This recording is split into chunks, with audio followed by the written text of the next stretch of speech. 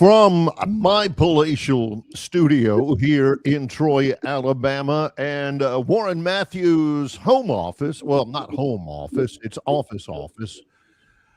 It is our Super Freak with Headphones on episode number 356 of Longshore and McKnight, although neither of us are wearing headphones. I think it's appropriate. Good morning. How are you? Good morning, Barry. I hope all is well. Guys, I mentioned in my text, Gurn Jr. has made it to a safe spot with power and Wi-Fi. You take for advantage the things you have, like heat, like being able to live in a place that's not 50 degrees with a pet and all that kind of good stuff. So I hope everybody can appreciate the song title. There are probably 10 people out in the world that knows what that means. So we won't go into any details, but I will say this. If you ever want to have fun and you get somebody that's about 60 years old, you put some headphones on them and play Super Freak by Rick James and have them sing it. It truly is one of the funniest things you'll ever hear in your life, because you think you know the words, but you don't. All you'll hear, all the people around you'll hear are Super Freak, yow, yow, Super Freak, freaky, yow. And I'm telling you, it was that sounds like a good time. That's the little backstory, but welcome to Tuesday, where everybody's starting to maybe thaw out, maybe not. We'll see. That's a little bit of a backstory with Gurn Jr., our producer. He produces the show from Nashville, Tennessee. And yesterday he was out. I mean, everything was iced in. What do you say? He's on the top of an icy hill. It's like the Grinch or something, just north of Whoville or something. And he couldn't. He didn't have anything yesterday to electricity. He slid down the hill. I tried to give him some advice about how to get down the hill, and I was going to call. I mean, we were going to talk, and he calls me, says, "I made it." I was like, "Oh gosh." As a parent, you try and give them all kinds of advice, but they know how to do things. They're smart. So anyway, sometimes you don't want to know the details. My son's a law enforcement officer in suburban Birmingham, and there's a lot of things I just take on faith that things are going to be okay. It is our Tuesday show. If you haven't been with us for a while, first of all, shame on you. Second of all, there's the other backstory, is that John is off today. This is his final day of 3 that he is not with us.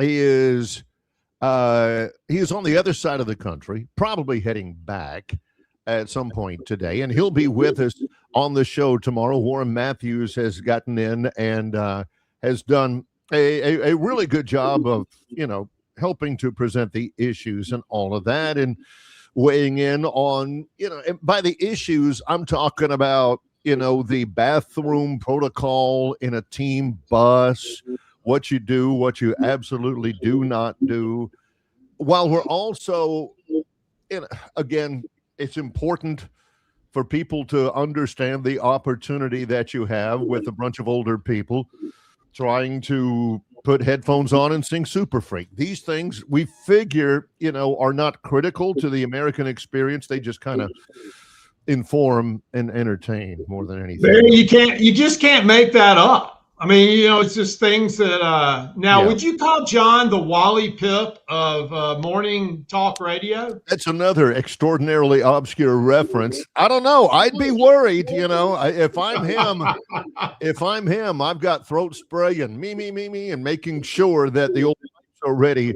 for tomorrow. I think it's more like Gomer when he sings in the community choir and Barney is left on the outside looking in, and more like that. Oh my papa.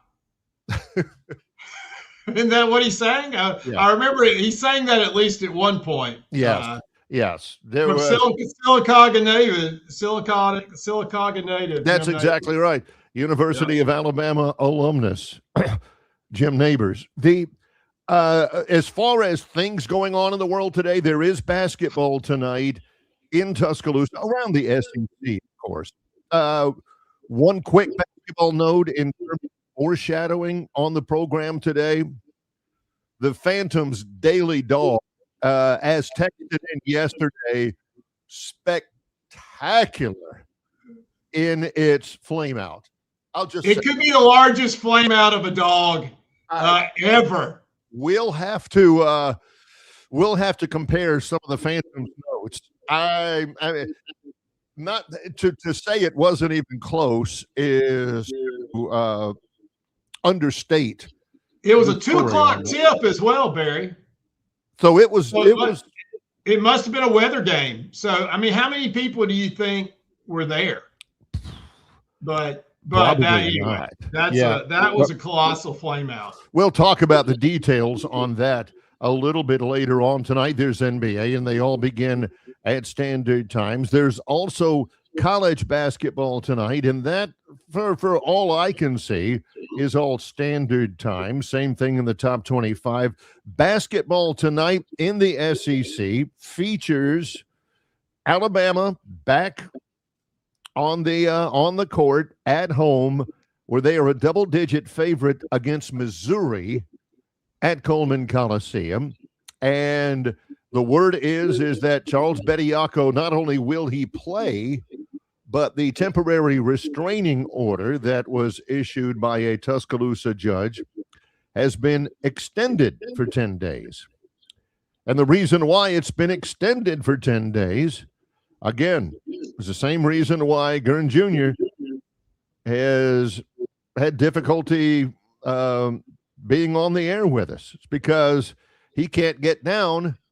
The NCAA attorney can't get down to Tuscaloosa to, I don't know, hear the case, adjudicate the case, whatever. So it has been extended for 10 days, just simply because of that. Tuscaloosa Circuit Court Judge James Roberts has been, there's been a motion filed by the NCAA to recuse himself from that, citing evidence that Roberts is a donor to the Crimson Tide Foundation.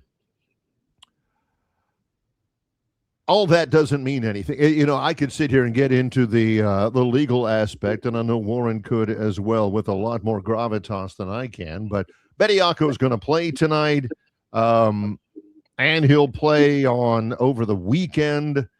He's here to stay for a little while, it looks like, at least until the weather gets warm. It's a strange world that we live in. Barry, I was thinking about this, not really from a compliance standpoint, because I think the TRO has within it that you can't, penalize Alabama, whether that's valid or not, who knows. Here's what I was just pondering. I haven't seen anybody write about this. Unless you win your conference championship tournament, it's an invitational tournament. Yes. What about NCAA saying, we just don't want you in it this year? Or instead of being a 5 seed, we're going to make you play in the play-in game. Send you to what stick does the NCAA have? They have that stick. They have that ability to decide who gets in and who doesn't. Yes, it is. That would be a screw job, but this is kind of a thumb in the eye as well. Well, there is that tone going around, at least a little bit. There's a guy, Warren, up in Detroit. He's with the Detroit News, which is, again, to use an obscure reference, is what us old people were familiar with as what was called a newspaper. A print newspaper. Yeah, a newspaper that, got printed on a regular basis and put out in stacks, and the people would pay their money, and they would take this big lump of paper, and they'd go read it. His name is Connor Eargood. Connor Eargood of the Detroit News posted to X last night that today's AP poll is out. A note on my ballot. Connor Eargood is an AP poll voter for basketball. He says, a note on my ballot, I did not rank Alabama this week. I will not rank a team that has to circumvent the rules through a court order just to win and still lost. To me, that's a team admitting its own weakness. And, he's talking about the Bediako case.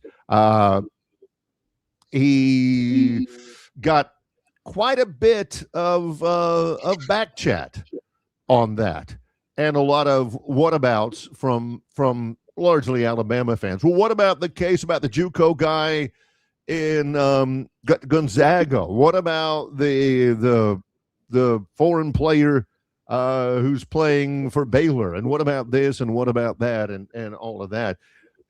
The only noteworthy thing about that, again, it's one voter on a top 25 poll in January, which doesn't mean squat. But that's kind of the tone of some people out there. That's kind of the tone among, maybe some of the NCAA committee members who are trying to send some kind of a message that, hey, we can't have this. There's a couple of things that surprise me about it. Number one is that this guy actually did it and admitted it and set himself up for people to shoot slings and arrows at him. And number two, I'm a little bit surprised that Alabama's still sitting out there on their own. I would have thought when this happened, and the news has been out there for about a week, that by now there'd have been somebody else that was doing this. I mean, this specific. I know James Nottie at Baylor, it's not the same. The JUCO guy at Gonzaga, it's not the same. But I would have figured if somebody else would have said, heck yeah, let's do this. I think the reason why they haven't is exactly what you're talking about. They don't want to risk having games vacated, wins vacated. They don't want to risk some backlash from the NCAA Tournament Selection Committee not putting them in as an at-large later in the year. Look, I'm an Alabama grad. I watch every Alabama game. It's hard to love this team because they hadn't been at full strength every game. So it depends on what team you get. I like them. I don't love them like I've loved other teams. Yeah. Actually, I like the way Bediako played. I mean, he gave them a little toughness they didn't have, and they were without two starters. So, yes. If Holloway and Amari Allen play, his minutes probably be about the same because he's rotating with Sherrell. I'll say there are very few people in Tuscaloosa sitting in the stands that would be upset that Noah Williamson gets less minutes. I had one of my friends describe him as being unfortunate, and he just is. I mean, he had one really good game, but he's just trying to make it work, and it's just not working. And he's big and clunky. And Bediako is an upgrade by extreme measures. No doubt. There's no doubt. So we'll see. Tonight will be interesting. Alabama should beat Missouri. Missouri's a good middle ground team. Yes. Probably hadn't found their stride if they are. Decent coach. He's had some success. They struggle to recruit bigger names. True. Yeah. Matter of fact, a couple of years ago, their best player was from Birmingham, and I don't know if he's in the league or not, but he was the real deal. Yeah. But they don't, they're not going to scare anybody much. So anyway, the other trending thing about that is that I think right now in the league, in the SEC, the Crimson Tide is 3-3, and they haven't been great at home. They're 6-3 at home this year. They have lost 6 games. Half of them have been inside Coleman Coliseum. Where's the mojo? Why aren't they playing better at home? This is a big one for them. They should win the game. I agree. Missouri's 4-3 in the league. Alabama's 3-3. Alabama has one more win overall but the Crimson Tide's an 11.5-point favorite in that game, and favorite for a reason. This is a big game for Alabama. They have got to get their mojo back at home. A lot of different things we're talking about on the program today. We're about 15 minutes away from a visit from auburnsports.com's Brian Matthews. Also in 45 minutes, Travis Ryer from Ryer on YouTube. Glad to have you along with us here on this Tuesday. Stay safe, stay warm. John will be back tomorrow with Warren Matthews. I'm Barry McKnight. This is Longshore and McKnight in association with Yellowhammer News, presented by Bud Light. Divers Ford of Montgomery is ranked top 100 in the nation for 8 consecutive years. With deals like these, it's no wonder why. F-150s for 16 grand off, or Lariat 4x4s for under 56 grand. And Super Duties, 12 grand off. Divers Ford, where price sells Fords. Divers Ford of Montgomery is ranked top 100 in the nation for 8 consecutive years. With deals like these, it's no wonder why. Broncos for 12 grand off. Bronco Sports for 10 grand off. And Explorers for under 31 grand or 10 grand off. Divers Ford, where price sells Fords.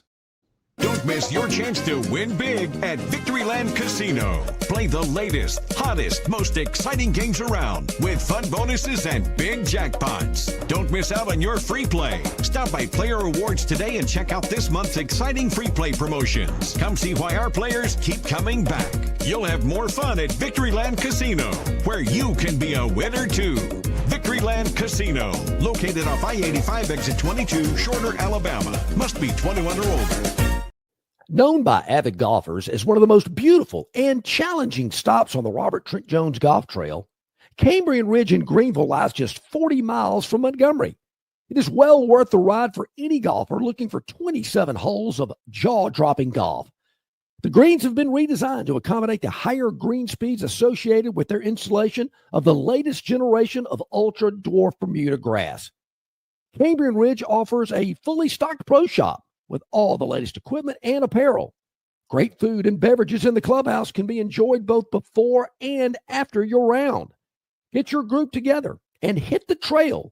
Go to rtjgolf.com/Cambrian Ridge for tee times and more information. Local banking expertise, the newest innovations and technology, personal attention, genuine hospitality. It's all just part of the Riverbank and Trust difference. They invite you to experience it for yourself. Welcome to Banking Above and Beyond at River Bank and Trust. Locations throughout the River region, locations throughout the state of Alabama. River Bank and Trust. I probably should have pulled this up before I get on. We're seeing everybody, and gosh, it's great to see you all up and down on the chat line.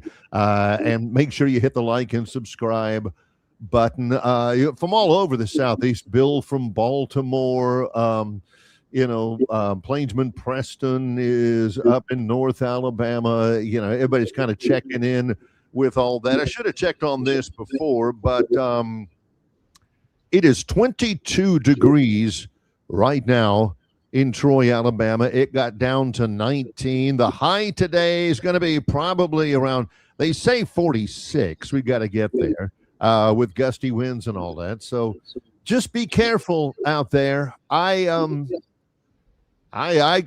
can't take it. If I have a couple of phobias in my life. I'm a, me, I'm a well-adjusted guy and all that, but there's two things that I just absolutely just make my skin crawl. One of them is watermelon, and I don't know why. What?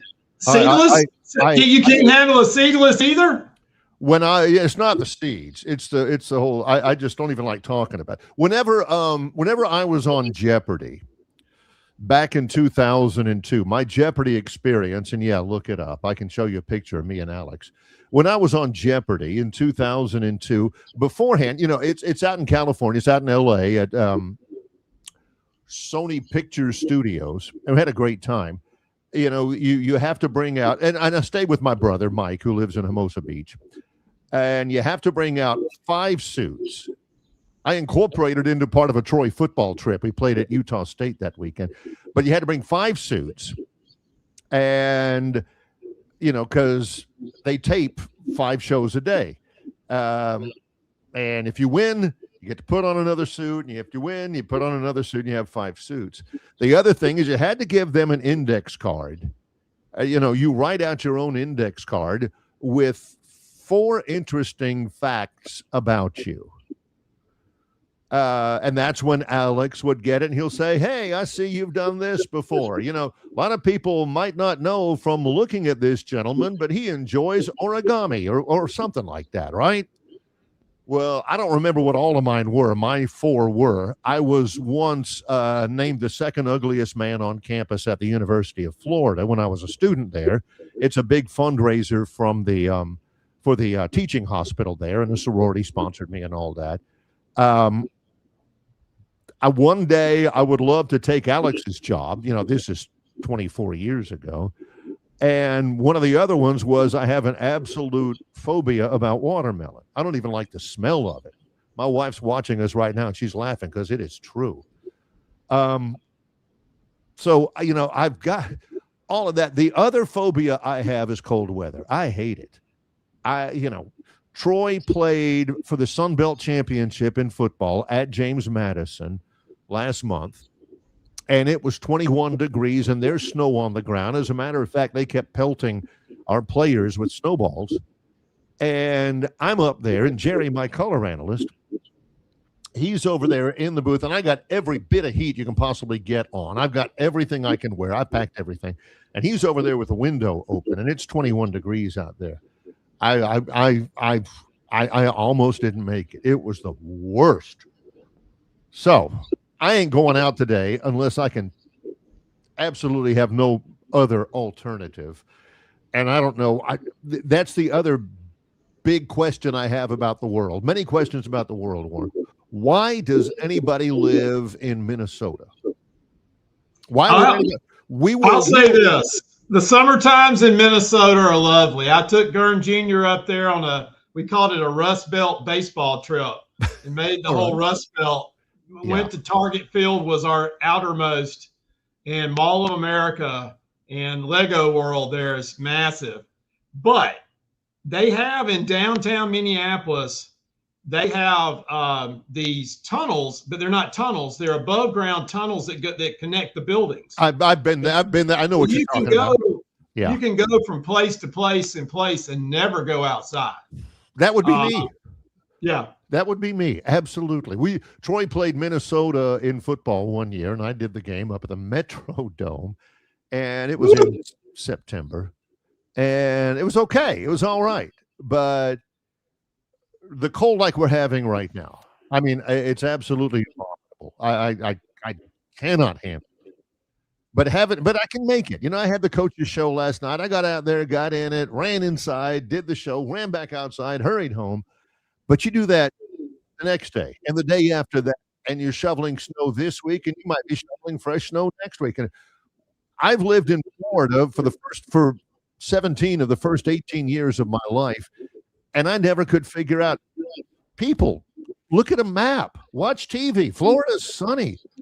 Texas, California, Alabama, it's sunny. Why would you live up there? We have air conditioning down here now. Never could figure that out. Maybe so I can't figure this out, Barry. I've got a guy he is Barry through and through. He went to elementary school in Gainesville. He went to Buchholz. He went to Florida undergrad. He went to Florida Law School. He's now teaching at the Florida Law School at the Spencer Holland Law Center. Yes, but he lives part of the time in Maine and part of the time in DC where it's cold, and he hates cold weather because it is absolutely, it just drives him crazy. So, but that's where he works. Yeah. I couldn't handle it. Not me. With all that being said, the Super Bowl coming up, that'll be in San Francisco, in California, which was also one of the coldest places I've ever been. That was misrepresented to me. California, San Francisco ain't real California. I've been to LA a bunch because of my brother and, stuff like that. Yeah, that's California. Northern California is yes. No, that was wrong for them to do that. I've seen Dirty Harry. I've seen Full House. I've seen all this San Francisco. It ain't the way they say. You know, you got to wear a parka. If you went to Candlestick Park to watch the Giants play, you better wear a parka. You better wear one of those beanies.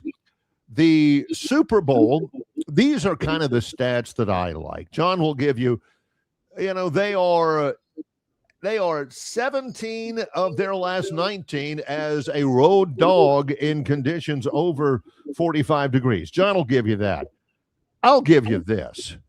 This Super Bowl coming up in less than 2 weeks now is another Mike Super Bowl. My brother's name is Mike. It's a great name. I love it. But it is a couple of things. It is the 5th Super Bowl coached by head coaches who are both named Mike.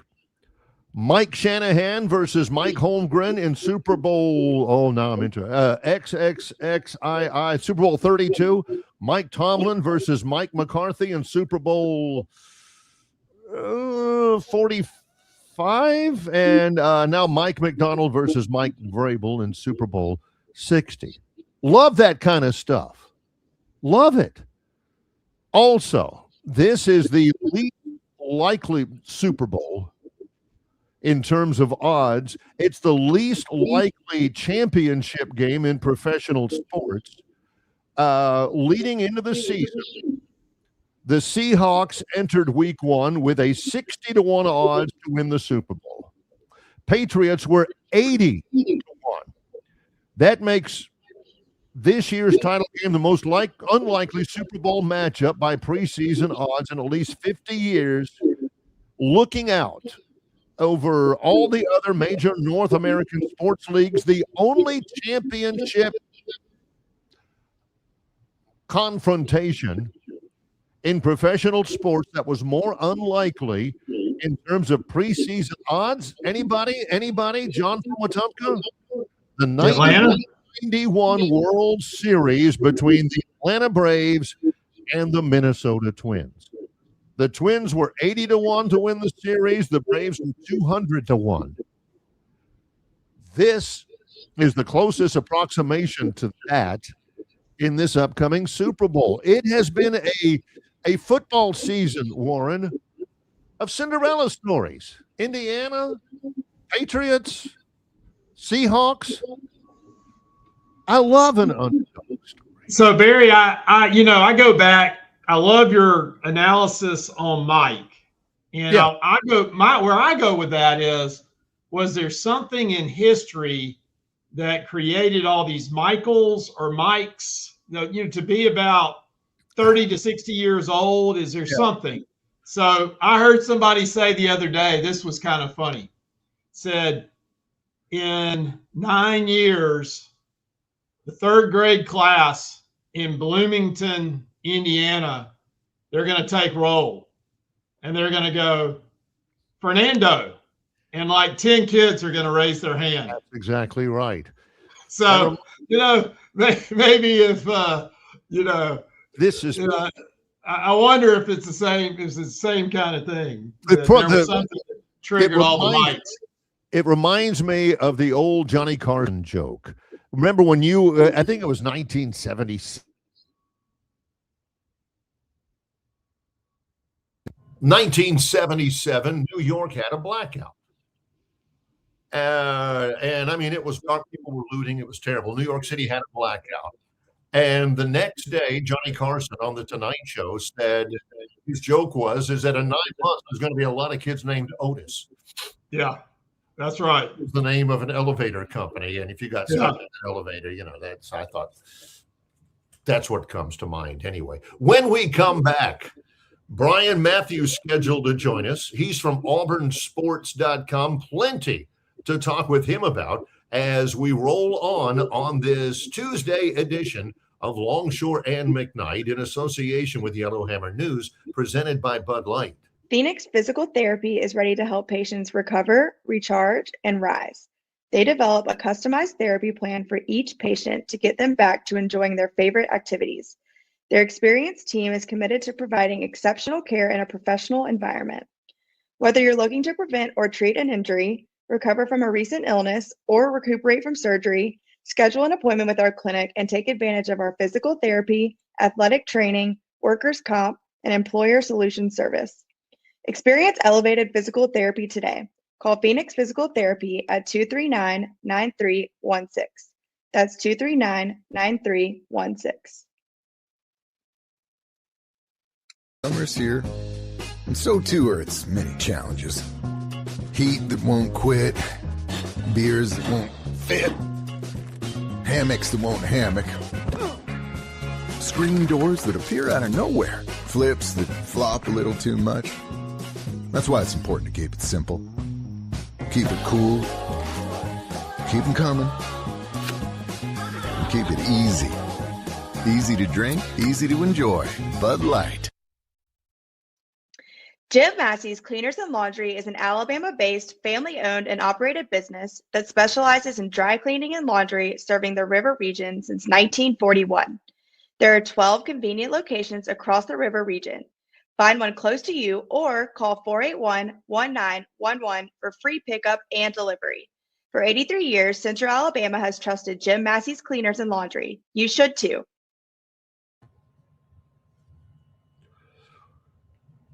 Back again here on Longshore and McKnight. Just again having to run things and do it on the air and on the fly and the same thing. Just a couple of challenges here. We needed to get a link to Brian Matthews, and he is scheduled to join us in just a moment here on the show. Again, John will be back tomorrow. He has been in the basement since Friday. A good show Monday, good show on Friday, and with plenty of issues out there to talk about. You look at all of the different things that are going on in the world of sports. A lot of different things going on at Auburn. Brian Matthews, auburnsports.com, joins us. Brian, appreciate you joining us. John is off today. I'm running the program and giving out links. Warren Matthews is here as well. It's total anarchy, and I think that's kind of the way we like it. How you doing? Hey, that's where I thrive in these situations, right? You got to step up, in these pressure spots. I'm ready to roll. Yeah, when there's total anarchy, that's when Brian Matthews is at his best. All right, Brian. Or I just run away and cry. One of the two. That's how it goes. Either one can be effective. First of all, the overview, the reasons why it happened, and the overall takeaway, the importance of Auburn going down to Gainesville and winning for the first time in your and my professional career, Brian. 30 years, that's right. Big win, right? In Florida, going to that game, I think most people were saying they're the best team in the SEC. They're getting better. Their guards are really starting to come on with that incredible collection of big men they have. And I thought Auburn went down there and threw the first punch, so to speak, right? And really got after them, caught them off guard, and then just kept the pressure up the whole game.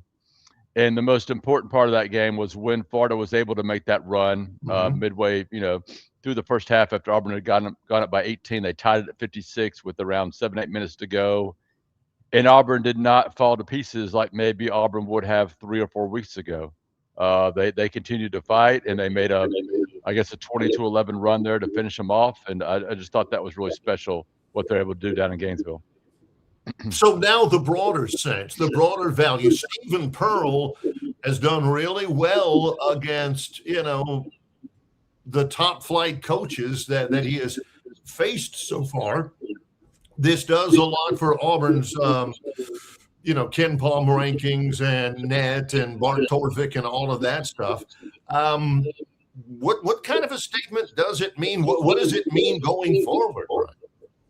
I think the biggest thing it means for Auburn is they have now a identity. They know how they can win. It has to be a maximum effort type team, a get after it for 40 minutes type team defensively, rebounding. They are short on depth. They're playing basically 7 guys right now, which doesn't really line up with a team that's got to play really hard for 40 minutes, but that's just the way it has to be for Auburn to win. And they've shown that they can beat good teams when they don't shoot well. So they know the key now. I'm not sure it's repeatable every time out, but I do think it's repeatable enough where they can be a very where they can challenge in the top half of the SEC, and we'll see. But certainly a team that feels a lot better about itself. I think probably has a lot more confidence in itself now than it did a few weeks ago. I also, one of the takeaways, Keyshawn Hall is really, really good, and he's going to stay really, really good. And he's going to be a matchup problem with just about anybody. You know, you've always got to have the guy to hook your wagon to, the alpha dog. He is every bit of that, don't you think, Brian? He is. He had a great first half. I think it was 22 points in the first half and 2 in the second, if I'm not mistaken. And that's because Florida came after halftime, started doubling him, and started focusing their defense on him. And the fact that Auburn was able to adjust to that and find other ways to score and to win that game just says a lot about their development of his team. But Keyshawn, the SEC Player of the Week this week, is a terrific player.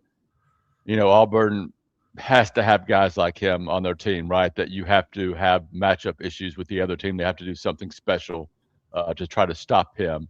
That's really important. It allows other guys to make plays. Keyshawn Murphy has really come on since getting healthy really after Christmas. He's been a difference inside. You see Jovic really coming on. You know, you can see him improving almost every game he's out there. And I don't think Tahad has really found his stride yet at all. You know, I think he was considered a first-team All-SEC player coming into this season. Hasn't really happened to him, but that doesn't mean it can't happen over the next couple of months. Well, now the team, you look at them, and they are in the standings. You know, you play what if. You know, what if the bucket had counted about against Texas A&M, this and that. But you look at the standings right now.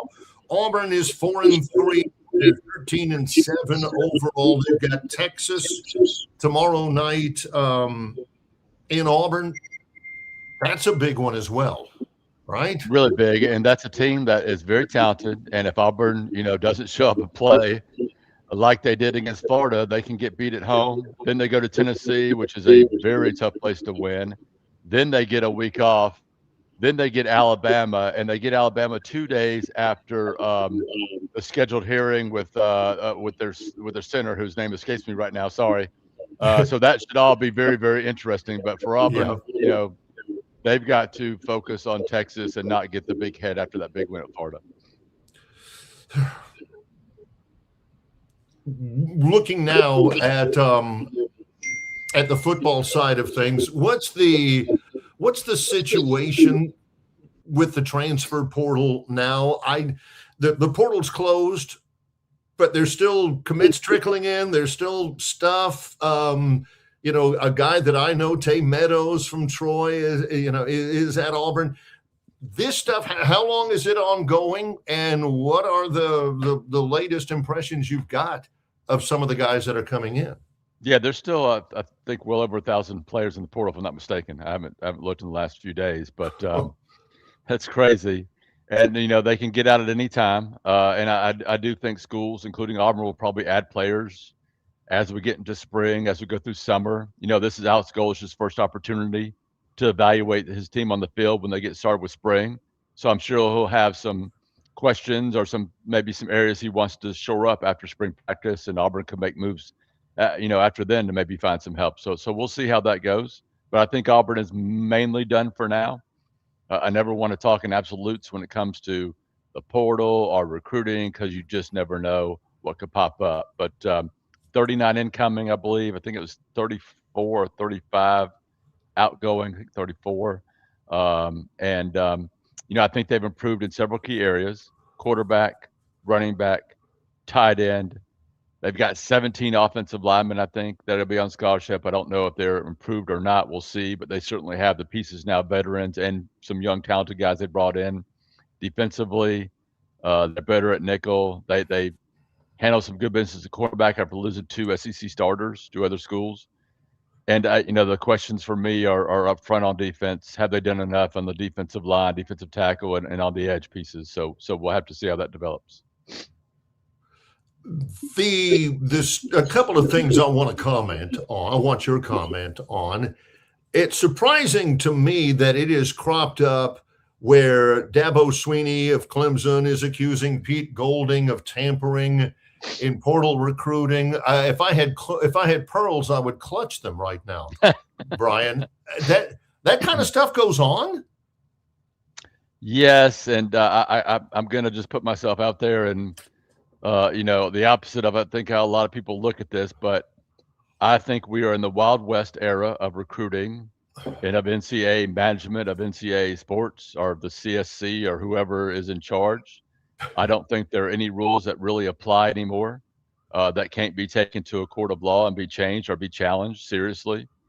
So if you're a school and you're focused on winning right now, you should probably do whatever it takes to win, because the other schools you're competing with are doing that. So was it smart for the head coach to reach out one-on-one allegedly to another player on another team? Probably not. No. There are much better ways to do it.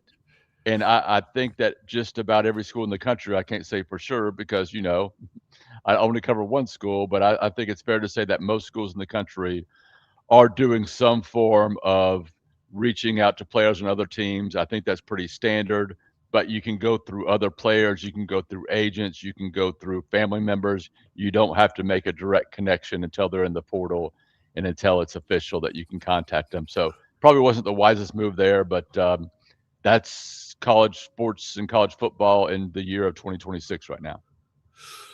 Somebody texted me this in the Charles Bediako situation at Alabama. Not necessarily asking you an opinion of that. It's not necessarily the team that you cover.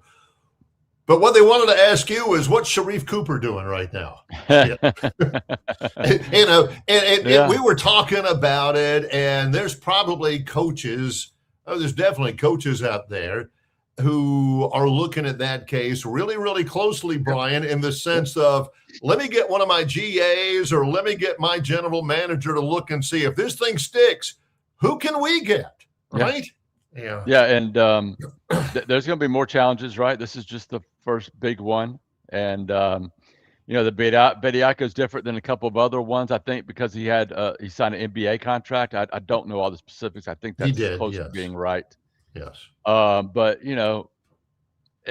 because college players are being played now, if you sign a player that was in the G League or whatever to a contract and he can say, hey, the NCAA is interfering with my right to earn money, that is going to be a tough hill for the NCAA climb to win that battle. Now, they may win this one because, there's other stuff involved there, but I'm just saying, generally speaking, until they sit down and have some sort of agreement, collective bargaining agreement of some kind, and settle this thing, there's going to continue to be challenges. There's going to continue to be people pushing the limits to these so-called rules and finding ways to circumvent them. So this is not going to work until they sit down and they hammer out a deal. I don't think they can continue to lobby Congress and expect the government to save them. I think they got to sit down with players and the representatives and take care of it on their own. That's going to take a lot of hammering. That's not one meeting or one weekend or even 1 week, Brian. Well, think about all the leverage that the college athletic administrations, the NCAA, that whole side has lost in the last 6 or 7 years. We went from no players being paid, no NIL, no transfer portal to what we have now. And that's all just the NCAA losing time after time after time after time, instead of just sitting down and being smart enough, have the vision, have the common sense to understand where this was going. And we need to act quickly and decisively and take care of it now. So they're in a really tough position. It keeps getting worse every month, every year as this continues to go on. They need a win in something, somewhere, something to get a toehold in against this, because man, it's been difficult. Final thought about the college football playoff future. The deadline has passed. We'll be at 12 next year. Again, for people who haven't heard Brian before, the Big Ten wants 24. The SEC wants 16. What's your prognostication? What do you think? I don't like it, and I don't like that there's not more pushback on it. And the things I don't like about it are the new changes they've made, the changes they made to the process. If you apply that to 2025, that eliminates Miami, right? Miami was the best story in the playoffs, and the current system now for 2026 would put Duke and Notre Dame in, and Miami and James Madison out. Probably Notre Dame probably deserved to be in the top 12 in that playoff, but that doesn't change that you're keeping a team out that had a chance to win it, that was one drive away with a minute 41 or 42, whatever's left in the game, to win the national championship. So to me, it's a very flawed system, and that's just the icing on the cake for me about what I don't like. I don't like that. I don't have the numbers in front of me, but I did the totals in the top 4 seeds, which are 1 and 7 in 2 years. Right. I don't think that's a small sample size. I think that says something. They average traveling 1,400 miles to play that first game, and they're off for about a month. I do not think that's an advantage to being a top 4 seed when you put them in that position. I think that's not why they're 1 and 7. I don't like that. I don't like that these games aren't on college campuses, enough of them where they belong. I think it should be a 16-team playoff, and I think that the egos of the Big Ten, the SEC, and ESPN are getting in the way of making some real progress here. One other question, and I wanted to ask you this because, like you, I don't follow it as well as you do, but I follow the English Premiership, and yes. I am comfortable with players running out there with patches. You got Emirates, you've got all of these with what's the name of the grocery store out there in England or whatever? Standard and Charter is the sponsor of Liverpool, and if you watch them, you'll see that they don't have like a big Liverpool on their jersey. They've got Standard and Chartered on it. Whatever company sponsor the main sponsor is, you'll have like a patch of your team somewhere. But and I don't know if the sponsorship's bigger than the team name. It absolutely is, and I don't know if that's where we're going. At some point, we'll see. But this is when you have to, add another 21, whatever it's going up to this year, 21.5 million, whatever the revenue sharing is, plus all the extra they're trying to throw at players. I mean, that's a lot of money you got to come up with as athletic department. You're either cutting things or you're adding things, and this is one way for them to generate more money, and they're going to keep on finding ways to do that. I know you get it, but do you like it? Or do you have an opinion on it one way or another? I'm to the point now. I get it. I understand it. It's it's not the end of the world. It would look really dumb, if you replace the Auburn with some sponsor or something. I definitely would not like that. But a patch here or there is not going to kill things. Okay, all right. I just remember when under Bowden they had the shadowed jersey, the shadowed numbers, and the tiger line on the head. Yeah. Oh my gosh. So I'm ready for the storm. AuburnSports.com, a lot of things going on. Baseball season is 2.5 weeks away. Yep. You guys cover a lot. How do people get involved, Brian? Yeah, I appreciate it. Baseball, basketball, portaling, recruiting, footballing, spring practicing. We'll have all that coverage at AuburnSports.com and more. You can check us out to sign up online, and you can follow me on Twitter/X at BMattAU. Appreciate you guys having me. Thanks very much. Appreciate you, Brian Matthews. AuburnSports.com joining us. Lots more still to come. We'll get Warren back in. We got it's interesting with the title that we have, Warren, Super Freak with headphones on. We need to grab some headphones or something. I agree. Can you hear me, Barry, now? Got you fine. Got you good. Yes. All right. Take a break. More to come in just a moment. It's Warren Matthews. No relation to Brian, by the way. Somebody did ask that. Although they spell their last name the same way. It's Longshore and McKnight in association with Yellowhammer News, presented by Bud Light. The Destin Connection Seafood Market at 3750 Norman Bridge Road in Montgomery has the freshest seafood direct from the Gulf of America. I'm talking red snapper and grouper, all sizes of Gulf shrimp, jumbo lump crab meat and crab claws, Louisiana Bay oysters, and New Bedford scallops. They are a full-service seafood market and kitchen serving po' boys, dinners, and sandwiches. You know, many well-known restaurants in the river region purchase their seafood from the Destin Connection because they know it's the absolute best. Call ahead and your order will be ready for pickup. The Destin Connection Seafood Market, 3750 Norman Bridge Road. Call 288-4272. That's 288-4272. Hey, where's the beer guy? Bud Light here? You get a Bud Light? Bud Light? I'm here, Bud Light. Bud Light here? Bud Light here? Bud Light here? Bud Light where? Bud Light here? Oh, Bud Light there. I missed that because of you. You did not miss that play because of me. Tough to stop talking this way? Yeah. It's actually kind of fun. Hey, I got your Bud Light. Oh, nice. Never mind. Anything for the clean, crisp taste of Bud Light. What'd I miss? I have no idea. At Dixie Overhead Door, we specialize in top-quality garage door solutions for homes across Alabama and Georgia. In need of a garage door repair or a brand new garage door installation, our expert team delivers fast, reliable service with local expertise that you can trust, providing customized solutions and exceptional care every step of the way. Visit us today at DixieOverheadDoor.com and experience the Dixie difference.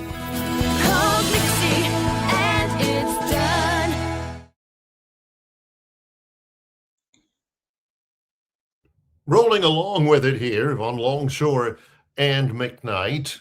Warren Matthews in. I'm Barry McKnight. John is back tomorrow. Let's talk a little more basketball as we get ready for Travis Reier on YouTube. You've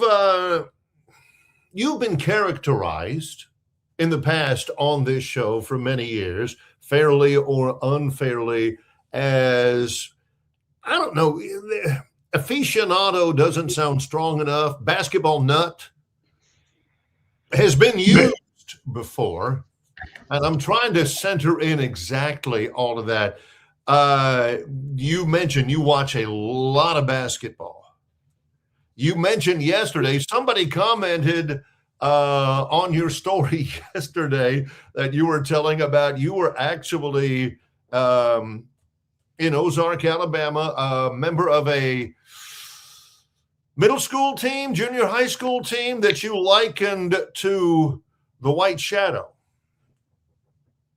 which was a great TV show. I was a big fan of Coolidge. That's the case, right? I mean, you know. Oh, absolutely. Basketball guy. Why? I mean, what is it? I mean, all right, Barry, can you, is my audio on? I mean, we're doing a sound check. Is that okay? Yeah, you're good. All right, you're good. I turned my mic down. Hopefully we can get this straight. You Okay. know, I'm working off a can with a string on it. You know, that's how we're operating here in Mission Control. You know, you are a product of how you're raised. Okay. So people who are raised to hunt, they hunt. I was raised to go to basketball games. My father, when you say fan, he wasn't a fan. He was a fanatic. And he was one of those guys at a Carroll High basketball game that sat in the same seat. Shout out to the Eagles. Yeah. And just railed on the refs. We had good teams. And then it moved on to college basketball. He was a quandary because he grew up in Memphis, went to boarding school down in Gulfport, Mississippi, military school, but ended up at the University of Tennessee, was the head cheerleader at Tennessee when they won the national championship. Okay. Then he goes to Vanderbilt for law school. And because we had a player from Ozark recruited to Vanderbilt to play basketball in the late 60s, became a fanatical Vandy basketball fan. So that's what I grew up. My brother played golf there. Right. I went to law school there. It's just one of those things. And so we didn't go on family vacations. Spring break, we went to a Sweet 16, or we went to the SEC basketball tournament. Or, I mean, for 20 years, we were season basketball ticket holders at Vanderbilt, and it's 6.5 hours away from Ozark. Makes no sense. And so that's what I grew up doing. Yeah. And so I live and breathe basketball. I love basketball. And I was, like I said, you've heard about triple doubles. I was the guy who had all 5. I mean, I was a single all 5. I had single fouls, minutes played, rebounds, assists, points. I mean, and I did start my senior year. And there's an asterisk next to it because my cousin was the head coach. So, I mean, I can say that with a straight face. So I am a basketball nut. And I watched last night. One of the best games I have seen in a long time was BYU and Arizona last night. Yeah. Arizona is fantastic. Yes. BYU's damn good. And BYU, they had that phenomenal comeback late and almost pulled it off. Yeah. So, Barry, I will tell you. All right. Since it's story time with Uncle Gurn here, I'm going to tell you my favorite basketball story is when my sister was at Alabama, we go up to see Vanderbilt play Alabama on a Saturday night. Right. No, on a Thursday night. I think it's like a Wednesday or Thursday. We stay a couple of days, and then on Saturday night, they're playing Mississippi State. So we drive over in bad weather. We go to the hump. And I'm maybe 10 years old. And we're sitting in the hump. Nobody's in there. And we're watching Vandy play Mississippi State. 2 dog teams. I mean, it's just one of these no memories to this game.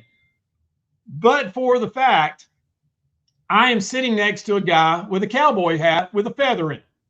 I do remember that. Okay. Because I get up and cheer for Vandy, and I knock him and I knock his hat. Oh. He looks over at my father, and I still remember the words to this day. He says, "Sir, if your son touches me again, I'm going to cut him." Cut him? Cut him with a knife.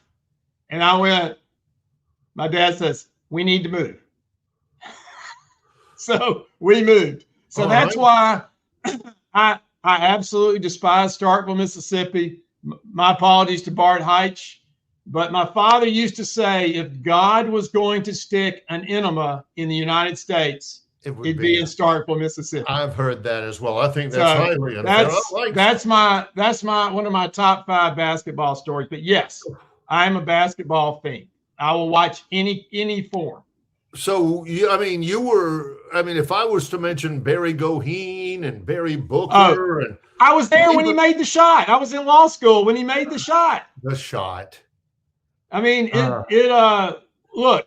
Wow. Let me tell you, another one was Vanderbilt lost the SEC because of Dwayne Shinsis. Of the University of Florida, 7'1", who had the lobster mullet. All Vandy had to do was win the game. They were winning the game. At the end of the game, seconds left, Vandy is winning the game.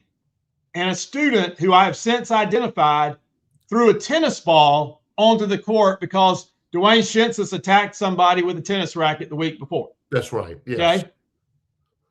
And because of that, there were technicals. Florida hits the technicals. They go into overtime. Florida wins. Vandy loses the SEC. Yes. Because of a tennis ball.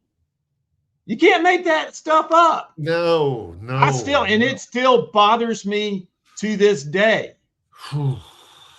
So you have paid your dues in all of this. When we talk hoops, I mean, this guy knows what he's talking about. You mentioned the Arizona game. BYU had a great run late in that one. Arizona ends up hanging on and winning it 86-83. They're undefeated. They haven't lost. There's only 2 other undefeated teams in college basketball as of right now. Arizona, number 1. Number 5 is Nebraska. Fred Hoiberg is getting it done in Lincoln. The mayor. Yes, the mayor, Fred Hoiberg. who used to coach the Bulls. Number 24, Miami of Ohio. Troy played them 2 years ago up there.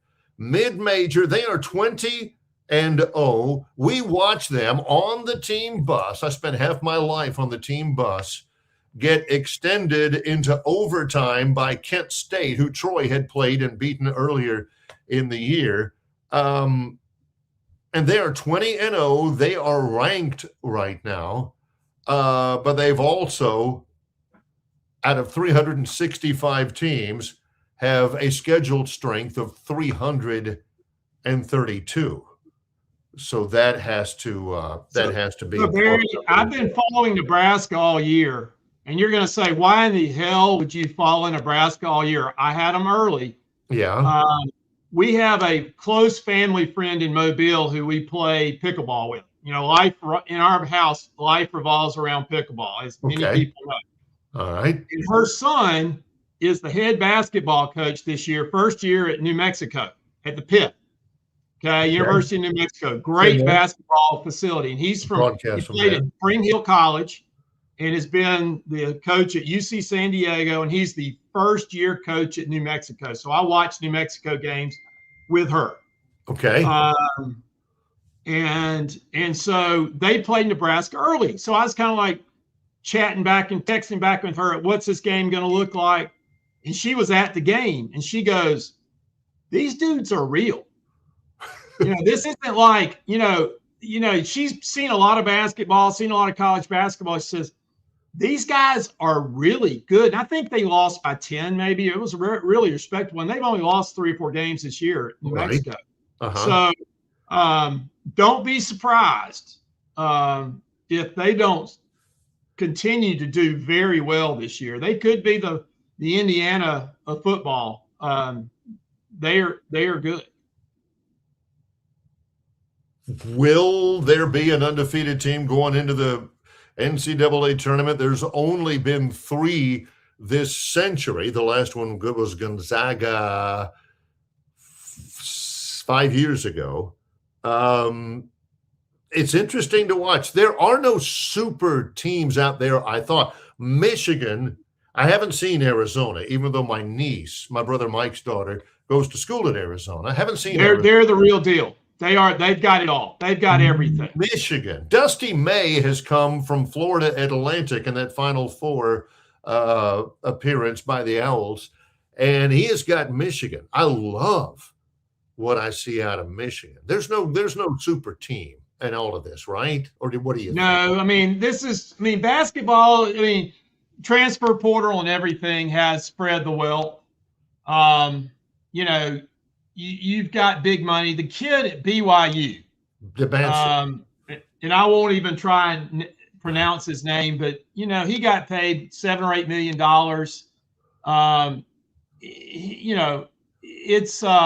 He's the real deal. He can do anything he wants. If he's not the first pick, he's the top 2 or 3 pick. Yeah. He's that good. So, but for the NBA saying, the NBA saying we don't want freshmen because they're trouble. Right. The NCAA would suffer, I think, with its play. Just think about the quality of the players that are first-round draft picks. It'd be fine, but you wouldn't get to see these really good players. We mentioned, I think, on Monday, the kid from Indiana, freshman, scored 43. Devanza scored 46. Devanza scored 43. Boozer. Yeah, from Duke. Yeah. Goodness, those guys wouldn't be playing college basketball right now. We enter into our second live hour on this Tuesday show with a visit from Travis Ryer on YouTube, who joins us here on the program. Travis, John is off today. He'll be back tomorrow. Horn Matthews is in. Great to have you with us. Thank you for joining us. Hey, guys. How's it going? It's doing really well. I always get the vibe from you on your YouTube offerings and in your visits that you are like the guy who's sitting in the stands watching things going on, eating popcorn and just taking in everything. I don't know that you would be the guy that I hear sometimes at basketball games who would be screaming constantly, hey, there's two teams out there, ref, or that's a reach, or, he walked or anything. You're an observer. With that in mind. I try to be. I try not to be, that's a foul guy, or, put in your good eye guy for the refs, Oh, I got to write that one down. I try not to be that guy. It's taken me 57 years of existence to sort of round into form from that perspective. But I try to just take it in. In another 20 years, you would be that guy that you'd see on a bench in a small town whittling and spitting tobacco and watching, somebody go by and everything. And I rely upon your observational skills. So just in terms of a story, in terms of what you're looking at, thinking about, and noticing out there, Alabama loses 79-73 in Coleman Coliseum on Saturday to Tennessee with Charles Bediako. Taking all that in, what's your observation about that entire circumstance, and about the basketball of it, and about the Tennessee of it, and about the precedent of Charles Bediako? Yeah, college athletics 2026. It's kind of where we're at. And there's been a Pandora's box that was initially sort of just slightly cracked, and now it just feels like it's wide open. And so I'm not terribly surprised. I know Nate has caught a lot of heat from it, more so because of some of his earlier comments, I guess, in relation to the Najee situation at Baylor. But if you give that full context to those comments, he was pretty clear in that, if that opportunity presents itself to him and other coaches, they're going to go down that rabbit hole too. So it's kind of where we're at. Is it sort of the college athletics that you and myself and the rest of us grew up with and enjoyed that warm embrace of amateurism, at least in terms of what it was in our minds? It's gone. Yeah, it's pretty much gone. It's all professional. You guys, I thought, did a nice job of outlining the sort of pay scale now in college basketball and college athletics. It's not just football and men's basketball and those type of sports. You've got college golfers now making $250,000 a semester. I mean, college golf. So it's kind of where we're at. You look at it from a basketball sense, and if Nate Oates is going to float this test balloon up and see if it stands and see if anybody gets out the pea shooter and shoots it down, he ain't bringing Travis Stinnett in. No, he's not bringing in former walk-on shooting guard to come out there and see if it sticks. He brought Bediako in for a specific reason, right? Well, if you're going to bring a pro, right? That's what we're seeing. These are pros. None of these programs are bringing in, practice players. They're bringing in legit pros. And, even against Tennessee the other night, you could say Alabama was a pro short. They didn't have Amari Allen. He's more of a pro than even Charles Bediako is. As a true freshman, when you think about his NBA prospects, they didn't have him. I thought that showed up, but Tennessee has pros too. Everybody has them. So Missouri will probably have one or two tonight at Coleman Coliseum, and Florida this weekend is going to have a handful. I mean, I think the shooting guard they brought in from the Ivy League is making a couple of million this year. So it's where we're at. It's going to be very interesting in Gainesville because you're about to take this show on the road now. The first two games have been at Coleman Coliseum, and there's been the ovation. It almost felt like senior night for Bediako the other night that he didn't have previously, but it's going to be anything but that in Gainesville. The Rowdy Reptiles, it's gonna be something entirely different this weekend. He is there for rim protection, drop-offs, offensive rebounds, and some defense out there. We had a guest on Friday who knows basketball who says that with Bediako, and when he's playing within the system and gets fully comfortable, that Alabama's a top 5 team. Agreed. And when they get healthy. Yeah, Agreed. Do you see that? That's the big caveat when they're healthy, because it's just been almost everybody that they count on that hasn't been consistently healthy so far this season. Without Holloway and Amari Allen against Tennessee, sounds like they may have Holloway back tonight, maybe not so much with Allen. I can see it with that roster. You know, Reitzel's coming off his injury. There are times like in the first half against Tennessee where he looks like the old Trelly. And then there's the second half when he has just 3 points, and you wonder again about his true health, his legs. And so that's the big X factor, I think, with this team, with all the pieces it has now. Do they get to a point, preferably in early March, where they've got that full roster, that full complement, and they're able to really put it together? Travis, let me ask you a question about, obviously the NCAA doesn't have any teeth. What could be the blowback on this long term this season, maybe with tournament selection, seedings, or not seedings, or things like that? You see any sentiment, not the hard and fast legal aspects, but the PR aspects? Yeah, it's a good question, because they have protected themselves in these hearings, in terms of vacation of wins or games that Bediako plays in. But there are other avenues, certainly, that the NCAA could take in sort of, not documented penalties that they could hit Alabama with. I guess my answer to that would be, well, are they going to do that to the other 30 or 40 schools or programs that it feels like have sued the NCAA now? How are you going to mete it out if you sort of work off of that scale? Because the list, as you know, it doesn't just start with Alabama and end with Alabama. There's quite a few right now that are on that list too. A question about another aspect of athletics at Alabama.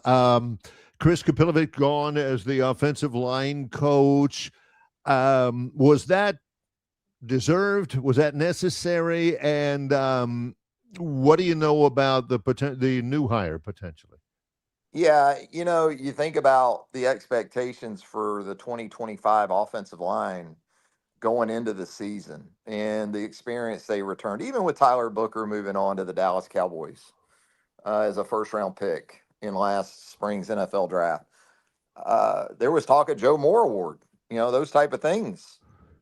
And then the performance obviously did not live up to those expectations. I've said this at the end of the season.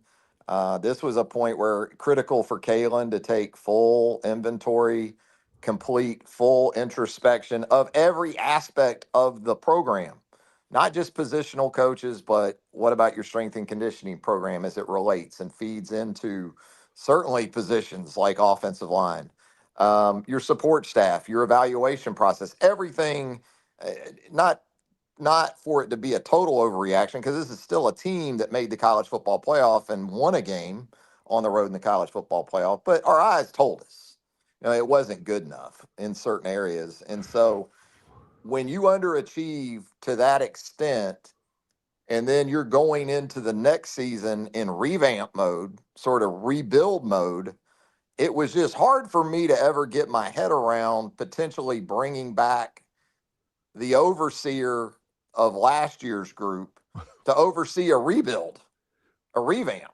You guys weren't good enough when you were apparently or supposedly set up to be more than good enough. And now you're going to stay status quo when you're going into a rebuild.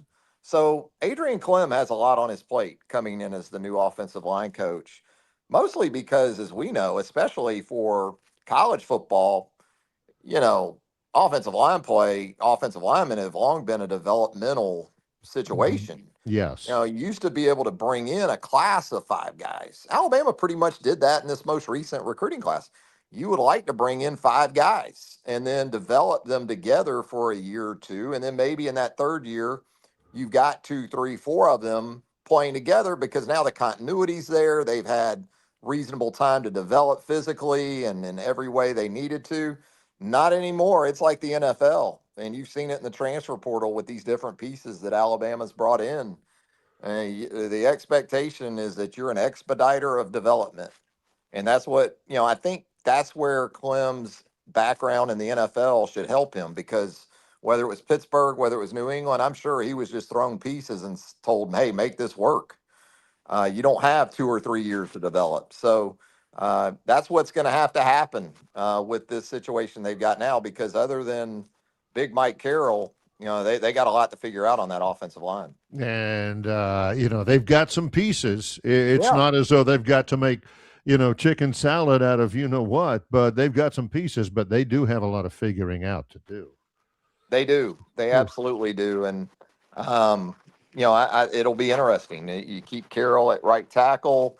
You went out and added some tackle types, certainly via the portal. That gives you some versatility if you want to move some guys around, maybe to get your best 5 on the field. Rayson Delgatti coming in from the FCS level, and Cal Poly has a lot of experience at that level. How does that translate to the SEC? It's gone from a year ago at this time thinking this could be the best group in college football to a lot of question marks. Hey, Travis, who is give us a name or two from the portal that we may not know about, should get excited about, that you see that could make an impact next year? Yeah, I mean, I talked about Delgatti. I think he has a chance to be a really good player. I know he played again at the FCS level, but the Big Sky out there is kind of the Western equivalent of what the Southern Conference used to be in FCS football when Georgia Southern, App State, those type of programs were sort of running that level at the FCS level. You got Montana State out there in the Big Sky, even UC Davis, some programs like that.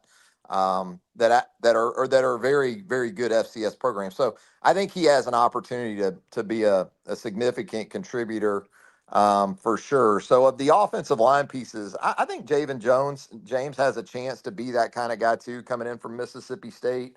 Like that, he started 12 games last season, mostly at left tackle. He played some right tackle as well. And so, you think about what you can do with him. I think the offensive line is where I would look mostly. I think, Devin Tompkins is going to have to come in on that defensive line from SC and not just be a rotational piece. I think he's got to be a top 2 or 3 guy at those defensive tackle positions, especially with James Smith moving on. LT Overton moves on. Tim Keenan's Senior Bowl this week, along with LT. So kind of underscores the need they have there. So, I think Tompkins is a guy SC really didn't like to lose. Some of these guys, it's like, they hit the portal in large part because the deals that their existing places, aren't going to be what they can get out on the open market. I think Tompkins could have done pretty well for himself if he had stayed in LA. But that's a big pickup, I think, for Alabama. Well, Travis Reier on YouTube host, including Pops on Point. I am so utilizing Pops' self-characterization of Twisted Steel and Sex Appeal. Yeah. That's poetry. At 78, that's one he still runs out there. That's one he ran out there when I was a kid, and now he's 78 wearing suspenders. Nice. And he's got on these he listens to the local sports talk radio, and he has those sort of 1982, like the Pitts headphones for NASCAR. You sit up there in the grandstand at Talladega. Give you a headache, man. You got those headphones on so you can listen to the Pitts. That's what he walks around the house in, listening to sports talk radio. Yeah, he is the epitome of Twisted Steel and Sex Appeal, no doubt. No doubt. Pops on Point. All right, got to ask you Jaguar fans, are you going to lose your offensive coordinator? Grant Udinski. It looks like he is in the long list of folks who are saying no to the Cleveland Browns. Yeah, as potential head coaches. I think it's the Bills head coach job for Udinski, or he comes back for a second year. Liam Cohen's an offensive guy too, so not to undervalue what Udinski's brought, because by all accounts he's been great. Yeah. But yeah, just 30 years old, Grant Udinski, and might be the next head coach of the Buffalo Bills. We'll see. Yeah. Pops' headphones are older than that guy. Yeah, definitely. He's 30. Yeah, 30 years old. Yeah. Travis Ryer on YouTube, Talking Tide, Second Helping, No Sleep Teal, TR in the AM. What's next? What's the week look like on the show? We actually channel? we actually debuted a golf show on the channel last night. New show last night, Cart Golf, we're calling it, because it's kind of a show where you're just in a golf cart talking golf. If you're playing 18 holes, you're just kind of throwing it around between professional golf, golf trips, golf travel. New show that we're running out there. It debuted last night. Excellent. And all the other items as well. There's new content coming out all the time. Just check it out on YouTube. Ryer on YouTube. Plenty of good stuff, just like on your weekly visits with us. Appreciate you very much, Travis. Thanks. Hey, thanks, guys. Have a great week. Take care of you too. Travis Ryer, one of my absolute favorites. Love that guy. Ryer on YouTube. Got to ask, because this next segment is going to be, where the rubber hits the wheel. We got to bring up the Phantom's Daily Dog in the upcoming segment. Yesterday was spectacular in its absolute dismemberment, its disintegration. Whew. Might we have a Phantom's Daily Dog texted in today? Got it. We'll it's in. I've got it. That is coming up. We've got the recount yesterday. It's in the bank, Barry. Phantom's Daily Dog is coming up. It's 21 minutes into our second hour. He's Warren Matthews. I'm Barry McKnight. It's Longshore and McKnight in association with Yellowhammer News, presented by Bud Light. Marguerite's Exquisite Jewelry is Central Alabama's best-known jewelry store. Their location at 8163 Vaughn Road in Peppertree is conveniently located adjacent to Chappie's Deli. At Marguerite's, they have every jewelry item imaginable because they make it. They really make it. From rings, necklaces, bracelets, earrings, and much, much more. Marguerite's can also repair, clean, and rework any jewelry item that you want to bring back to life. Whether you're on a budget or have no budget at all, Marguerite's has all types of jewelry for everyone. Go by and see them today or call 270-0074.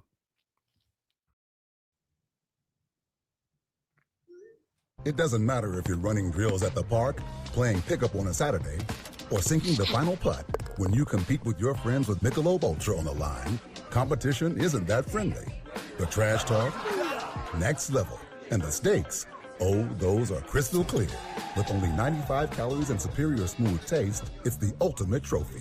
Superior is worth playing for. Michelob Ultra, superior light beer. Enjoy responsibly. Copyright 2025, Anheuser-Busch Michelob Ultra Light Beer, St. Louis, Missouri. The Montgomery Regional Airport is getting better the more you use it. MGM offers multiple nonstop daily flights to Atlanta, Charlotte, Dallas-Fort Worth, and Washington's Reagan National Airport via Delta and American Airlines.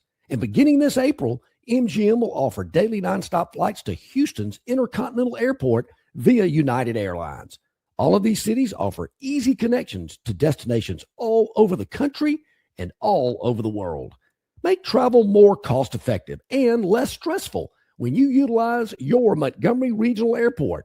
MGM, you can get there from here.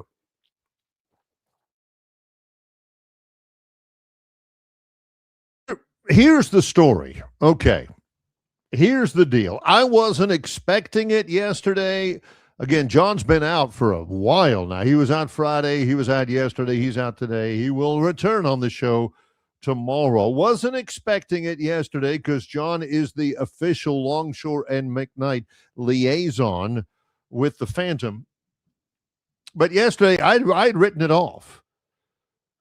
And Warren says, wait a minute. Hot off the press. And I mean, literally, he had the piece of paper and it had smoke coming off of the corner of it.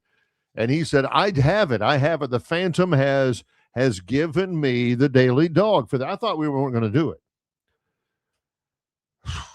So he did a wonderful job of presenting it yesterday with the proper pizzazz and the proper importance attached to the Phantoms Daily Dog. I was buying it. The vibe was great.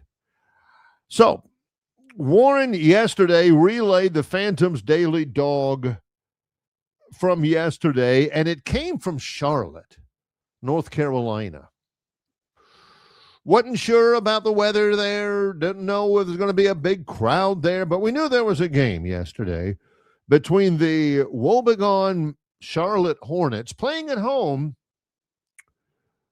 against the Philadelphia 76ers. And we noted, Warren, that the Hornets were 8 games under 500, and the 76ers were 3 games over 500. And that the 76ers were a 2.5 point dog. What was it? 3.5. Yeah. It was Philadelphia. I wrote it down. Philadelphia plus 3.5. And the Phantom says, I don't get it. That's my daily dog. Why is it Philadelphia plus 3.5? You know, they'll definitely get in under that. May not need the points. May win it outright. It didn't work out that way, Warren. It didn't. We've had so many good times on the Phantoms 4, the Phantoms premium picks once a week during football season. We've had so many good, memorable, happy times of joyous glee on some of the Phantoms daily dogs. There have been very few just absolute crash and burns. I think it's called a betting vortex. I mean, it wasn't like the spinning of a commode. It was a tornado-ish. All right. He picked the 76ers plus 3.5. Final score. Hornets 130 and the 76ers 93. 130 to 93. Not only did the 76ers not win the game outright, not only did Philadelphia not get in under the 3.5, they lose by 37. 37. Ouch. This is not one of those where you can talk, like you see some of the betting shows on TV, and there's a million of them. They say, well, it was this injury or it was that injury, or they never really got a got a rhythm going, This one didn't make bad beats. This one was, it's not like, they ran away with it at the end. They were never there. It was the first win for the Hornets against the 76ers in 11 games. 76ers came in with an 11-game winning streak in the series. Yeah, Joel Embiid didn't play. Paul George didn't play for the 76ers. And NBA betting has got to be hard. I've never bet on anything in my life, because it's not that Embiid couldn't play or Paul George couldn't play. They both were held out because of load management. Don't know why.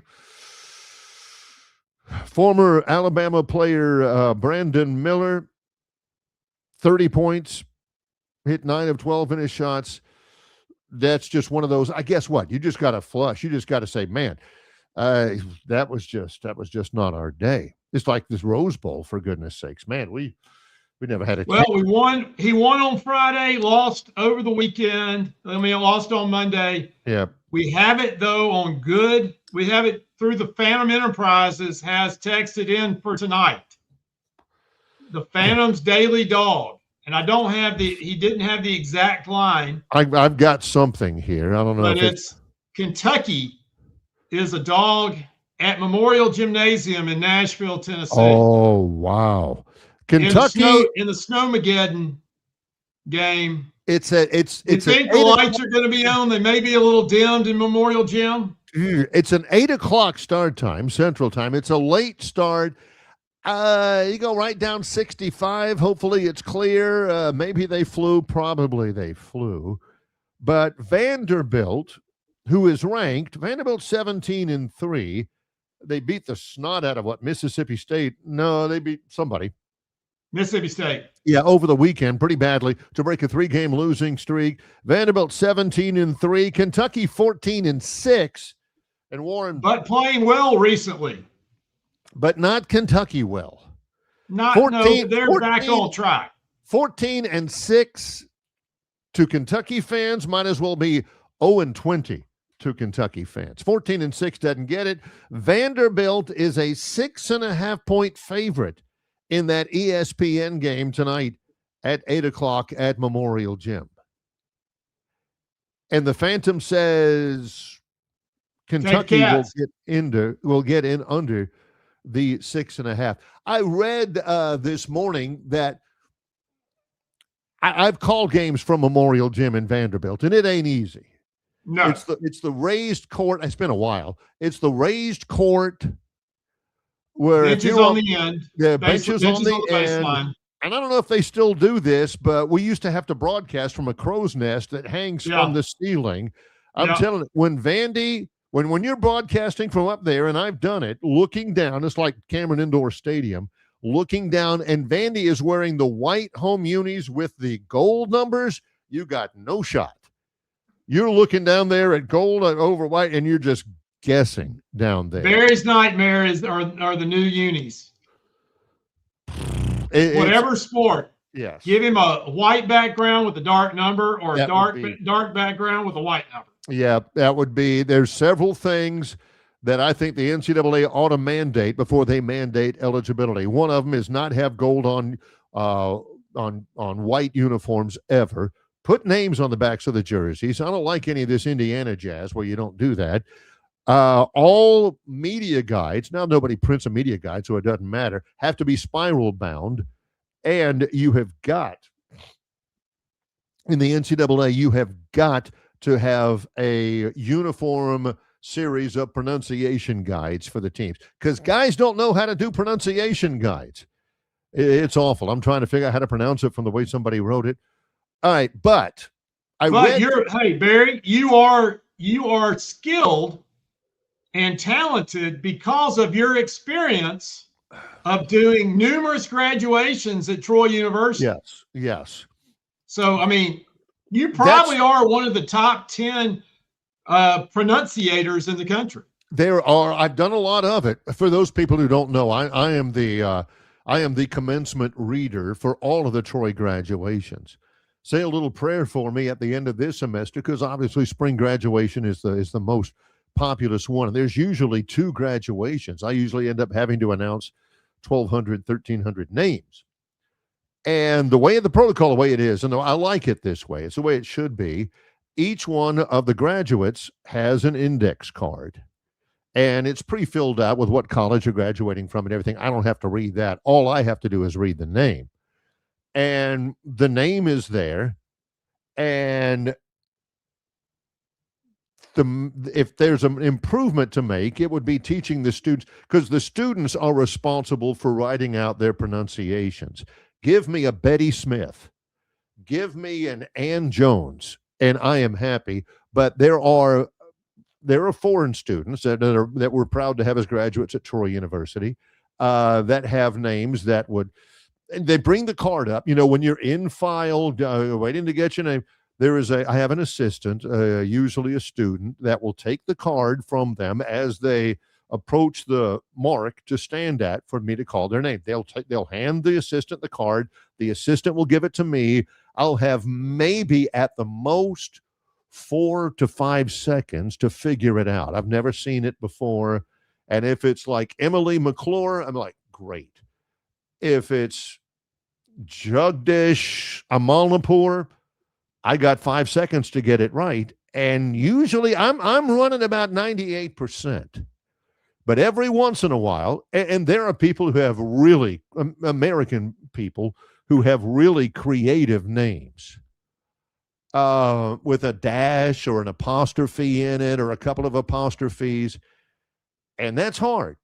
and I give it a shot. And every once in a while, maybe twice a graduation, that person over there, I'll look at them when I read their names. And you got to read it authoritatively. That's the key. You got to read it as though if that's not the way they pronounce it, by gosh, that's the way they should be pronouncing it. So you say it authoritatively, but you kind of look over there and she's like, oh. And I'm thinking, that's on you for having a name like that. So Barry, I know my son. Yes. And graduation at University of the South, Swanee. And the same thing is they do the card and everything. And I am on the edge of my seat because I know my son. And I am so worried he's gonna use a prank name for his name. I get now, that. He did. It was Warren Matthews Jr. That was fine. Yeah. But I was worried it was going to be Seymour Heine or Seymour Butts or whatever, fill in the blank. So now the only time I've had something like that, and I've done it for a lot, I've done a bunch. And this is a true story, and I probably shouldn't tell it. This is at Troy University graduation a few years back. There was a young lady who handed the card, relatively easy name, but at the top, she had written in longhand on her card that I'm supposed to announce, she said, "There's $5 for you after the ceremony if you put some stank on it." I'm not necessarily sure what that means, but I mean, I did dress it up a little bit, like the Chicago Bulls announcer, Shania, or whatever her name was. And she points at me with two. She says, I got you after that. But she never gave me the $5. So, I mean, that kind of stuff does happen. Anyway, I read something this morning, in Nashville, that they are doing renovations. It's an interesting thing because the football stadium is jam up to the baseball field. And the baseball field is jam up to the basketball arena. Literally in baseball, and I've done games from there, if you hit a foul ball over the home dugout, over the third base dugout, it'll bang around in the rafters at the football stadium. Bang, bang, you could hear it. If you hit a home run, if you strike it well over the wall and left, it'll bounce off the basketball arena. I mean, they are all right there. But they're doing some renovations to the baseball field. Baseball's been highly successful.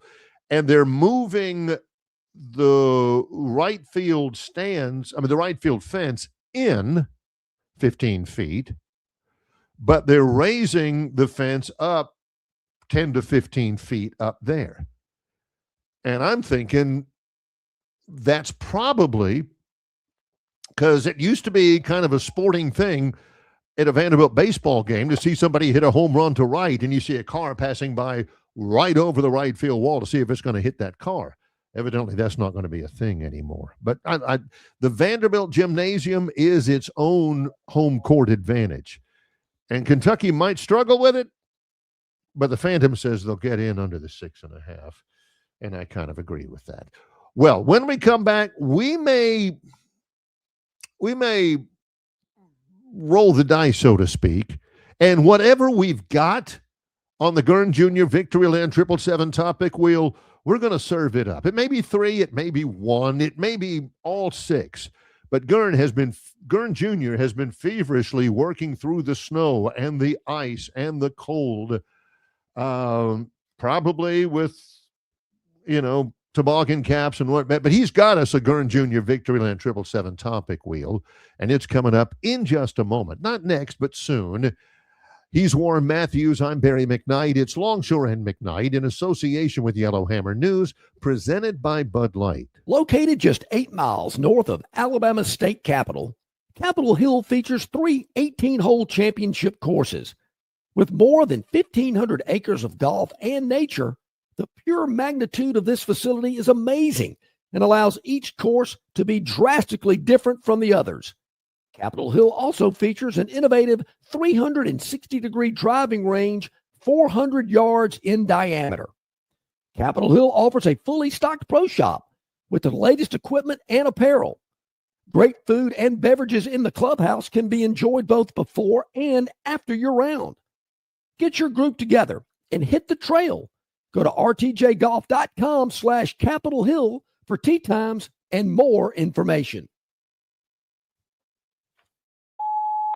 Hey, bro, weirdest thing is happening at the game. This guy sitting next to me says, "You're our good luck charm. Every time I crack a Bud Light, we score a touchdown." Now his entire family wants to buy me Bud Lights. I think I'm some kind of a football prophet. Talk soon. The team needs me. Anything for Bud Light, the official beer sponsor of the NFL. Stock up today. Enjoy responsibly. Copyright 2025 Anheuser-Busch Bud Light Beer, St. Louis, Missouri. Local banking expertise, the newest innovations and technology, personal attention, genuine hospitality. It's all just part of the Riverbank and Trust difference. They invite you to experience it for yourself. Welcome to banking above and beyond at Riverbank and Trust. Locations throughout the river region, locations throughout the state of Alabama. Riverbank and Trust.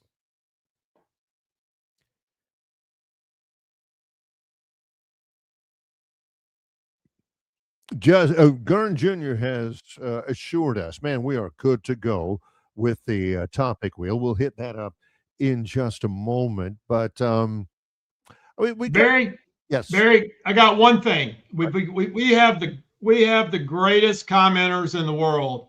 Oh, we love and there's a comment that meant nothing to you, probably, given that you grew up in Florida. Yeah. You didn't get to Alabama until Auburn at some point.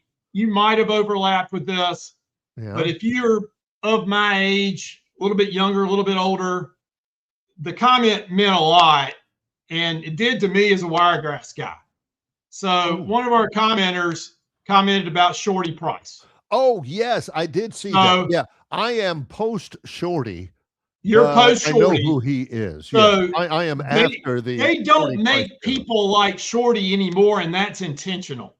There's things like that. But yes, I knew Shorty growing up. He was my grandmother's insurance agent. So I would walk into my grandmother's house in Ozark, and there would be Shorty Price. Now he would have a little bit of smell of alcohol in his and then he would give me a book. Okay. He wrote several books. Wait a minute. Are we talking about the same Shorty Price? The same Shorty Price. Are they asking about Shorty Price? And Chris the Bammer said, I used to see Shorty in downtown Birmingham driving his red and white Mercury when I lived and worked there. Now, Shorty was the guy who was this. We're talking about the same guy, self-professed world's greatest Alabama fan. Yes. He wasn't the guy that got overserved at Cliff Denny Stadium and he'd be out there with a meat pole. John said it was a meat pole. That's exactly right. He was the guy. Okay. You know, he ended up coming. He had a car wreck after a Mississippi State game and died. I think it was on 231 or somewhere like that. Okay. But Shorty wrote several books, and I have one of them on my bookshelf. And it's hard to read. And when I say it's hard to read, it's not because the writing, it's just the words don't make sense. But it was the first, back when you could self-publish, and nobody really self-published, but he did. And he ran for governor for like 7 times. And he would refer, so we had Albert Brewer and George Wallace were 2 of the big political figures. He referred to them as Prince Albert and Little Jesus. Albert Brewer was Prince Albert, and he called George Wallace Little Jesus. And so there really needs to be a APT documentary on the life and times of Shorty Price. I like that. It would be fascinating. We've had one of Pat Fain die. We need to have one on Shorty Price. We're fixing to have one. We're about to have one on Saban. And I'm all about that because Saban's hilarious to me. He is so funny. Okay, now this is according to Wikipedia. Shorty Price ran in the Democratic primaries for governor of Alabama 1958, 1974, 1970. 1958, 1970, 1974, 1978. He never captured more than 2% of a vote. According to Wikipedia, Warren, Price, quote, campaigned heartily against his former roommate, George Wallace. His slogan was, "Shorty, Shorty, he's our man. George Wallace belongs in the garbage can." I'm telling you, he was. I mean, it's priceless, and no pun intended. Yes. But he had. What did he have? The tiger on a stick, and he would go around beating the tiger on the stick. Yeah. At Auburn, Alabama games. I mean, he would. It was crazy, and he'd go get in front of the cheerleaders. I mean, he was the unofficial mascot. That's all I can say. I had to bring that up. Thank you for digging back deep into the memory bank of Shorty Price. From Clayton. I believe he was either from Clayton or Louisville. Clayton is where my mother-in-law is from. I've spent a lot of time in Clayton. And it's Louisville. It's not Louisville. It is Louisville. It is Louisville. According to our colleagues at Yellowhammer News, in an article about 10 years ago, he got so fired up at an Alabama-Tennessee football game during one election cycle that he decided to moon the entire UT fan base sitting on the other side of the stadium. He was later charged with public drunkenness and disorderly conduct, but upon hearing the story, the local judge just laughed, charged him a $125 fine, and said, "See you next fall." According to this, it was near Birmingham. Mr. Price was tragically killed in a car crash in 1980 while on his way to Jackson to see the Tide take on Mississippi State. And that was the one Mississippi State ended up winning at 6-3. He was 59 years old. How about that? Shorty Price. You guys on the chat line, sometimes I wonder why we even work, why we even prepare. Because you guys can run the show from over there every once in a while. There's good stuff. Also, one other thing I wanted to get to before we go to break and go to the topic wheel. From our guy, Bill from Baltimore, who's very thought-provoking. He says, "Morning, everyone. I'd be curious to hear Barry's take on a big story up this way." Bill, of course, lives in Baltimore, hence the name. How the Washington Post may nix its sports section. Obviously, print media is a dying form, but it's just interesting. Yeah, I did see that. There's a lot of Washington Post sports writers that are terrific. Rachel Nichols on NFL coverage. She was a sports writer for 10 years. It's still in print form, right? Yeah. Well, they're talking about just getting rid of the sports section right now. Oh, this is on the Gurn Jr. topic wheel, evidently. Massive layoffs, Washington Post. I mean, the Washington Post is the Washington Post. All the president's men and Carl Bernstein and Bob Woodward and Dustin Hoffman and Robert Redford and all that kind of stuff. Massive layoffs. They are talking about getting the Atlanta Journal-Constitution, Warren, doesn't even print anymore. Everything they do is online. So it's a sad thing. I have a lot of wonderful friends in the newspaper business that have been for a long time that aren't anymore.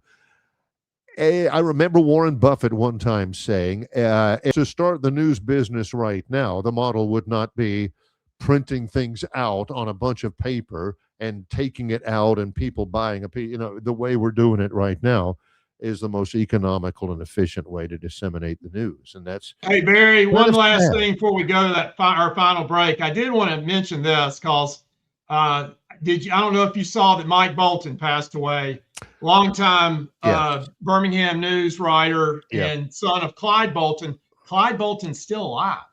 I didn't know that. Yes, Mike. He had to be in his 90s, but Mike passed away, and he was a interesting, funny guy, great writer. Yeah. Back when you had, there was a little life in the sports writers. You had Clyde Bolton, you had Jimmy Bryan, you had Alf Van Hoos. Of course, you had, some of those guys from way back then.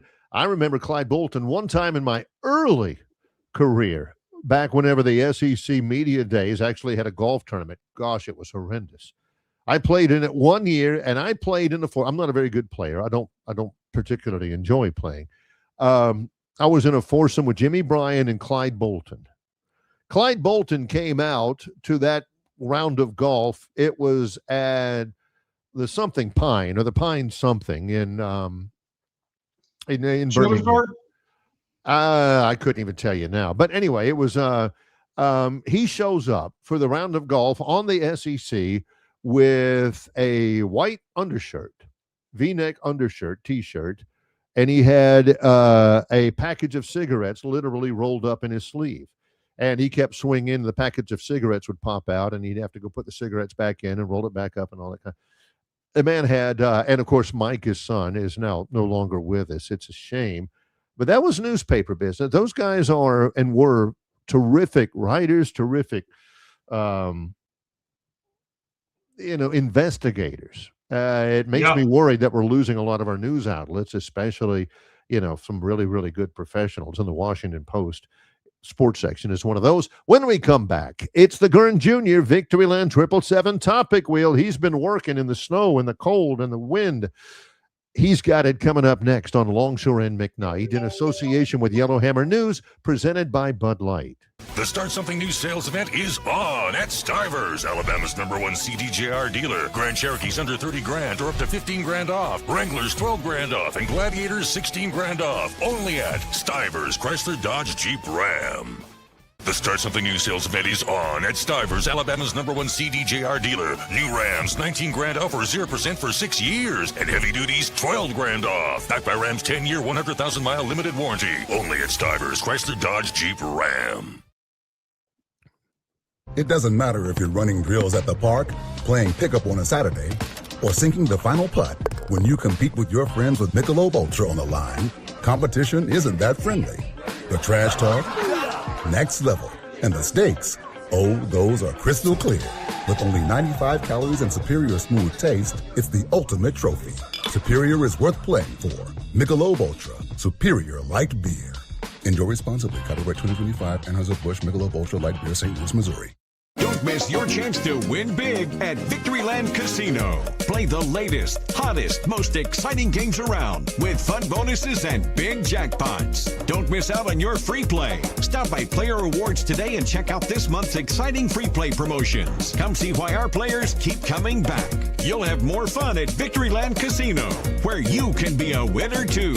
Victoryland Casino, located off I-85 exit 22, Shorter, Alabama. Must be 21 or older. All right, you know the drill. The Gurn Jr. Victoryland 777 topic wheel. It's especially impressive today because Gurn's been working under less than ideal circumstances. Gurn Jr. All brought to you by Victoryland 777 Casino off exit 22, I-85 in Shorter, Alabama, where you can be a winner too. We actually have an extra. We actually have 7. Wow, 7. Gurn's been showing off. Now we've got 7. We don't know what any of them are, and he's got them all set up and ready, and we're ready to spin and figure it all out. Everything's off the top of our head here, so give us that break, and we open it up with Damn Sarnold.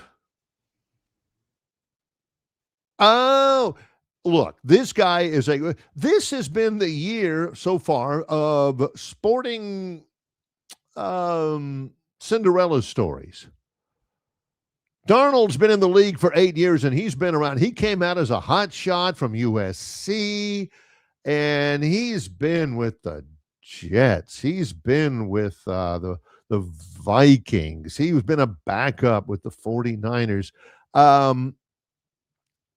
And he was great. He was great last year, but he was bad in the playoffs and they lost. He's been great this year, and he was terrific in the win over San Francisco, and he was big in the win over the Rams. He must be good to beat out Jalen Milroe. Yep. I mean that he got over that hump, and he's not looked back. 3 straight games without a turnover, and he's it's a great redemption story for Sam Darnold. He's terrific. I love that. And now he's playing in the Super Bowl. That's terrific. I love that. So again, right. Drake May. Here we go. All right, here we go. Back at it. Let's fire it up. I regret John's not here to comment about the two various colors of purple and blue. He loves colors. I mean, he likes shiny, bright things anyway. Uniform Nice colors, message. this, that, colors on this. This is nice message. Oh. Yeah. Stafford and Cooper Kupp played together for the Rams. Kupp now plays for the Seahawks. Super Bowl kid, you play great. Quit making it look for you so long. Go win your damn Super Bowl kid. You play great. He says, go win this Super Bowl, play great. All that. That's great. I love Stafford. I love Matthew Stafford. Oh, he's top notch. Yeah.